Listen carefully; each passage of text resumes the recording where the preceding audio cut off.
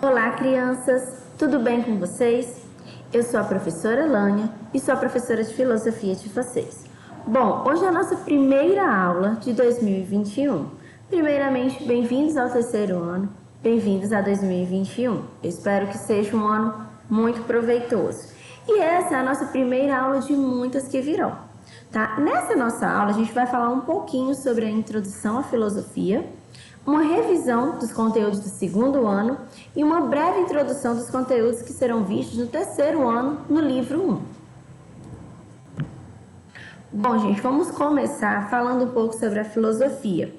É importante entender, primeiramente, que a filosofia do segundo para o terceiro ano, ela dá um salto bem grande, certo? Então, assim, por isso a gente vai voltar no tempo e conhecer um pouco mais da filosofia. Entender por que a filosofia veio parar aqui no Fundamental 1, já que alguns anos atrás a filosofia ela só era abordada no ensino médio, né? E atualmente não, ela está sendo abordada a partir do Fundamental 1, a partir do primeiro ano. A gente vai entender um pouco por que a filosofia veio parar no Fundamental 1. Aí, iniciando, a palavra filosofia ela é de origem grega e composta por outras duas. Philo, que significa amizade e amor, e Sofia, que significa sabedoria, certo? Então, filosofia significa o quê? Que ama a sabedoria, né? Então, a palavra filosofia, como ela tem uma origem grega, ela significa quem ama a sabedoria. E ela vai consistir no estudo de problemas fundamentais relacionados ao conhecimento, à lógica, à existência, à verdade, aos valores morais e estéticos, à mente e à linguagem. Então, gente, o que a filosofia ela vai fazer? Né? Ela vai estudar problemas que estão o quê? No nosso dia a dia, que estão acerca da nossa sociedade, que atingem a sociedade, a população de um modo geral. A filosofia é a busca de novos horizontes, é a busca por respostas, são questionamentos incessantes. Ou seja, quando você vai estudar a filosofia, você está tendo uma nova visão sobre as coisas, você está buscando resposta para algumas perguntas, né? E questionando sem parar diversos assuntos. A cada questionamento que fazemos, estamos buscando mais conhecimento e assim passamos a interpretar e pensar o mundo. Ou seja, quando a gente questiona alguma coisa, quando a gente não aceita qualquer resposta como sendo verdadeira, como sendo absoluta, a gente vai atrás de buscar a resposta que a gente julga ser correta.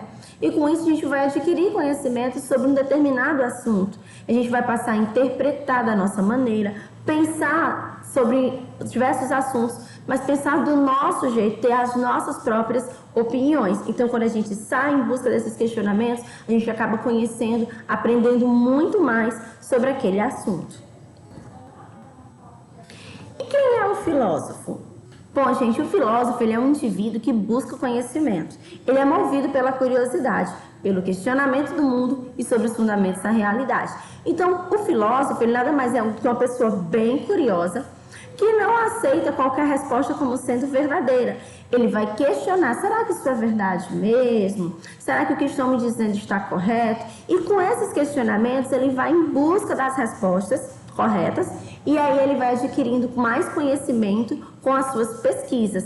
E ele vai realmente questionar tudo que está à sua volta. Bom, gente, agora que a gente já entendeu o significado da palavra filosofia, nós vamos falar um pouco sobre a origem da filosofia, onde ela surgiu, como foi que tudo começou. Bom, primeiramente, ela surgiu na Grécia Antiga, né? Um centro cultural importante. Gente, existem alguns estudos que questionam se ela realmente surgiu ou não na Grécia Antiga, mas a maioria dos estudos trazem dizendo, né, que ela realmente surgiu na Grécia Antiga.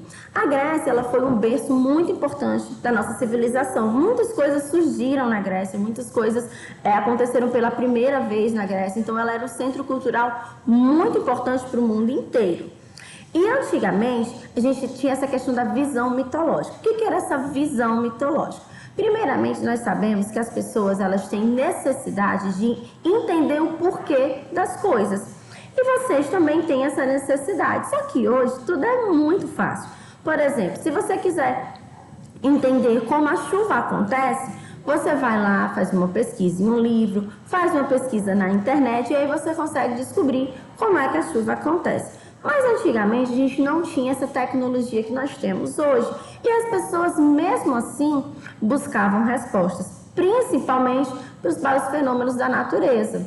E aí é onde entra a visão mitológica. As pessoas acreditavam que todos os fenômenos aconteciam por conta dos deuses, certo? Por isso a gente chama de mitológica, porque estava relacionada aos mitos.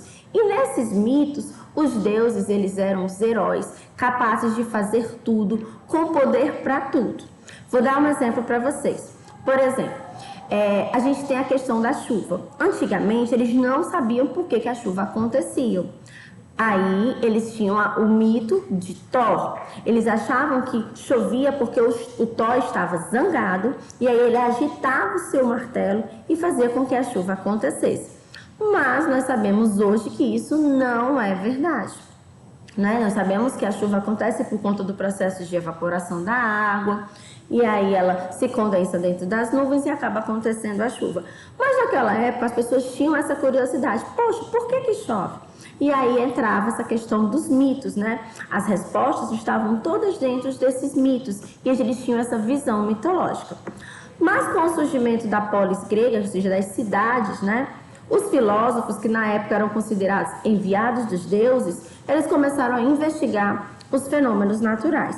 Então, assim, os filósofos que tinham lá nas cidades gregas, eles começaram a desconfiar que esses fenômenos não tinham muito a ver com essa história de deuses, não.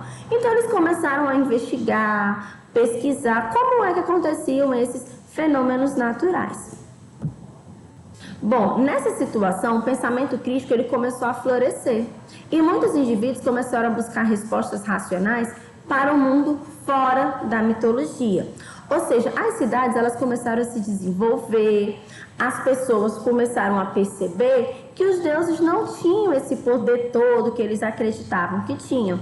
E com isso elas começaram a desconfiar que as coisas aconteciam não por conta dos deuses, por outros fatores. Eles não sabiam quais eram esses fatores, mas eles sabiam que não estava mais tão relacionado aos deuses. E essa atitude de buscar um conhecimento lógico, né, e racional foi que significou o nascimento da filosofia. Ou seja, a mitologia ela começou a perder força e com isso a filosofia ela começou a surgir. O primeiro filósofo de que se tem assim, que as pessoas falam que é o primeiro filósofo, né, que a história mostra, é o Tales de Mileto, certo? É da cidade de Mileto, né, que ele é chamado por Tales de Mileto. Então ele é conhecido como o primeiro filósofo. A gente não tem muitas coisas escritas do Tales e as coisas que a gente tem escritas do Tales foram justamente escritas por outros filósofos. E o Pitágoras foi que criou o termo filosofia. Até então a gente não tinha essa origem, a gente não tinha esse termo filosofia. E o filósofo Pitágoras foi que criou, né, que originou, deu origem ao termo filosofia. Bom, a filosofia, gente, ela ficou dividida em alguns períodos. Cada período teve um momento de estudo, cada período estudou alguma coisa. E esses períodos também tiveram filósofos que se destacaram, tá? E vocês vão estudar alguns desses filósofos no decorrer da vida escolar de vocês. Bom, a gente tem o primeiro período que foi a filosofia antiga. Nessa época, os filósofos que mais se destacaram foi o Tales, o Heráclito, o Sócrates, o Platão e o Aristóteles. Vocês irão estudar bastante sobre o Platão. E depois da filosofia antiga, a gente teve a filosofia medieval. E aí, nessa época, quem se destacou foi o Santo Agostinho, que também o nome dele é Agostinho de Hipona, mas ele ficou conhecido como Santo Agostinho, e o São Tomás de Aquino. Bom, na filosofia moderna, a gente tem outros filósofos que se destacaram, que foi o Maquiavel, o Immanuel Kant, o Jean-Jacques Rousseau, o John Locke e o René Descartes. Vocês vão estudar bastante sobre o John Locke e o René Descartes. E na filosofia contemporânea, a gente tem o Friedrich Nietzsche, o Karl Marx, o Jean-Paul Sartre, o Arthur Schopenhauer e o Zygmunt Bauman. Gente, vocês vão estudar muito sobre o Jean-Paul Sartre, tá? Ele vai fazer muita parte da vida escolar de vocês nesse momento aqui do Fundamental 1. Bom, e agora a gente vai falar um pouco sobre a importância da filosofia na escola. Por que é importante estudar filosofia na escola? Por exemplo, eu não tive o privilégio de estudar filosofia na idade de vocês. Quando eu fui estudar filosofia, eu estudei filosofia somente no ensino médio, porque antigamente a gente não tinha filosofia no Fundamental 1. Mas hoje a gente estuda filosofia no Fundamental 1. E agora eu vou explicar para vocês por que é tão importante estudar filosofia na idade de vocês. Primeiramente, a filosofia ela vai desenvolver a capacidade de levantar ideias e discutir sobre diferentes temas. Ou seja, você vai começar a pensar, ter ideias sobre assuntos que antes você não tinha e você vai discutir, debater sobre esses temas. Você vai pensar, você vai começar a ter sua própria opinião sobre esses temas. Ela qualifica o aluno para a vida pública e ser um membro efetivo na sociedade. Ou seja, a filosofia está muito preocupada com a questão de cidadania, de tornar o aluno um cidadão efetivo dentro da sociedade. Ou seja, ela trabalha essa questão de ser da pessoa ver o outro, né, como ser humano, ter mais empatia pelas pessoas, da questão também de se comportar dentro da sociedade, da questão de se impor, de ter a sua própria opinião. Então, ela, de todas as disciplinas, ela é aquela que vai te qualificar para ser realmente um cidadão efetivo dentro da sua sociedade. Ela possibilita abrir a mente para novos conceitos ou até novas mudanças. Ou seja, a partir da visão dos filósofos, você começa a ter novos conceitos. A filosofia ela nunca vai te dizer o que é o certo ou o que é o errado, mas ela vai trazer, por exemplo, a opinião de vários filósofos sobre o mesmo assunto. Por exemplo, vou dar um exemplo para vocês. Com relação à arte, o Platão ele tinha uma opinião sobre a arte. Ele achava que a arte era uma imitação. Já o Aristóteles, ele dizia que a arte era uma nova visão do mundo. Enfim, você vai conhecer vários conceitos do mesmo assunto.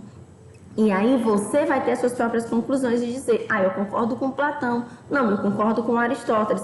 Mas nunca você vai ter aquele momento de um está errado e o outro está correto. Você vai ter vários pontos de vista para analisar e tirar a sua própria conclusão.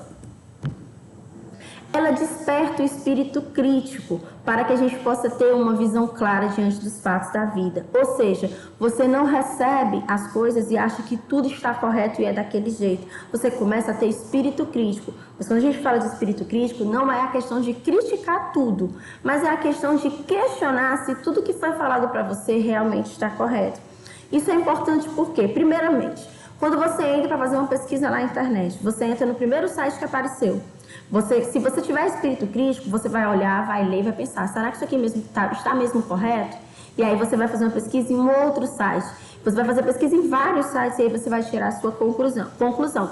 Isso é ter espírito crítico, né? É você questionar o que você está lendo, realmente investigar se aquilo está correto ou não. E ela desenvolve uma maneira autônoma de pensar sobre diversos assuntos, impulsionando o conhecimento. O que é essa maneira autônoma? É a famosa a minha opinião com base no meu conhecimento. Eu não tenho mais opinião porque o meu coleguinha falou, eu não tenho mais opinião porque o meu vizinho falou, eu tenho a minha opinião porque eu li sobre aquele assunto e eu achei que aquela opinião, aquela conclusão que eu cheguei é a mais correta. Você passa a pensar sozinho, entendeu? E ter a sua opinião sobre diversos assuntos. Bom, gente, no segundo ano, vocês tiveram alguns conteúdos que foram abordados. Os pensamentos e a forma de pensar. Tá vendo que a gente já vai aqui, tem aqui assuntos que realmente vão mexer com a questão que a gente chama de teoria do conhecimento, né? A questão de como é que você conhece as coisas. Você começa a pensar sobre isso, como é que você pensa, as formas de pensar. Fala também sobre os sonhos, né? Os sonhos, é um conteúdo muito abordado pelo René Descartes, que ele diz que a gente confunde os nossos sonhos com a realidade. Fala sobre a questão do diálogo, monólogo, conversa, debate. Está percebendo aqui que o ato de você conversar com alguém, se você debater um assunto, você vai adquirir conhecimento. Fala sobre a questão de aprender a escutar também, porque quanto mais a gente escuta, mais conhecimento a gente vai adquirindo. Fala também sobre a questão de respeito e amizade, tá vendo aí? Já tá trazendo aquele lado de empatia, de cidadania, né? Respeitar o próximo. Como essa questão de ter amizade com os outros. Fala também sobre as brigas, porque as brigas, gente, quer queira ou não, elas também são importantes no nosso processo evolutivo, né? A gente cresce quando a gente briga com alguém, a gente começa a ter uma outra visão. Fala sobre o filósofo Aristóteles, né? E a cidade ideal, que o Aristóteles falava que a cidade ideal, as pessoas tinham que ser amigas. É importante, vocês vão conhecer muito sobre o Aristóteles aqui no Fundamental 1. Fala sobre a questão da empatia e solidariedade, tá vendo? De novo, a questão de cidadania, né? Você se pôr no lugar do colega, você ser solidário às pessoas, ajudar quem é amigo e quem não é. Isso também é muito importante. Isso aqui também, gente, lembra muito o filósofo Platão, que ele dizia que a gente tinha que ajudar as pessoas e praticar o bem comum, o bem de todos, independente se era seu amigo ou se não era seu amigo. E fala sobre a questão das opiniões diferentes, que também ajudam. Lógico, gente, às vezes quando a gente escuta uma opinião diferente da nossa, a gente começa a questionar o que a gente está pensando. Então, isso também é importante para desenvolver a nossa capacidade de raciocinar e de refletir. E fala da questão do mundo, que ele sempre está em mudança, né? Então, fala sobre justamente isso, as mudanças que ocorrem no mundo, que também é importante, porque a gente tem que ser um cidadão ativo e efetivo dentro da nossa sociedade. Bom, e no livro 1, né, os conteúdos que vocês irão ver é a questão da curiosidade, certo? Ou seja, o que a curiosidade vai influenciar na minha vida, o que eu vou aprender se eu for curioso, né? Lembrando que os filósofos, eles eram muito curiosos, tá? E vai falar também sobre a questão de coisas que despertam a nossa curiosidade, porque nem tudo desperta curiosidade na gente e nem todo mundo tem curiosidade sobre a mesma coisa. Isso é uma coisa muito individual. E fala sobre satisfazer essa curiosidade, como é que eu faço para satisfazer a minha curiosidade. Fala sobre as consequências da curiosidade. Quando você é curioso demais, quais são os benefícios disso? Quais são os malefícios, ou seja, quais são os problemas, né, que você vai adquirir se você for curioso demais? E traz a Caixa de Pandora, que é uma história que fala justamente também sobre a questão da curiosidade e as consequências da curiosidade da Pandora. Bom, gente, eu termino a minha aula hoje deixando uma frase para vocês bem legal. Não se ensina filosofia, ensina-se a filosofar. Immanuel Kant. Ou seja, o Kant, ele fala o seguinte, que a gente não ensina a filosofia, né? A gente tem que ensinar os alunos a filosofar, a pensar. A gente traz a filosofia para dentro da escola para desenvolver nos nossos alunos a capacidade de pensar, de refletir e de adquirir conhecimento com isso. Eu agradeço muito a atenção de vocês, tá? Desejo a todos bons estudos e espero vê-los em breve. Grande abraço, tchau, pessoal!